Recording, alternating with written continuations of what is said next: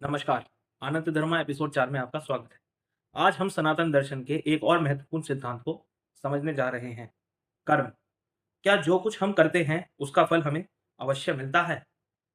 सनातन परंपरा के अनुसार कर्म का अर्थ केवल क्रिया नहीं है। हर विचार, हर शब्द और हर कार्य एक कर्म है।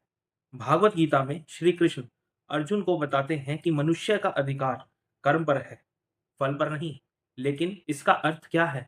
इसका अर्थ यह नहीं है कि कर्म का फल नहीं होता, बल्कि इसका अर्थ यह है कि हमें अपना कर्तव्य पूरी निष्ठा से करना चाहिए और फल की चिंता में अपना कर्तव्य को नहीं छोड़ना चाहिए। सनातन दर्शन में कर्म को 3 भागों में समझाया गया है।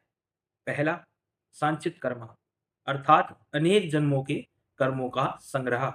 दूसरा, पराबद्धा कर्म, वह कर्म जो वर्तमान जीवन में फल दे रहा है।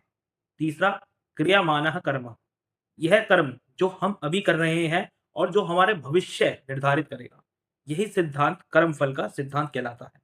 कर्म हमें यह सिखाते हैं कि हर क्रिया का प्रभाव होता है, इसलिए सत्य, दया और धर्म पर आधारित कर्म ही जीवन को सफल बनाते हैं।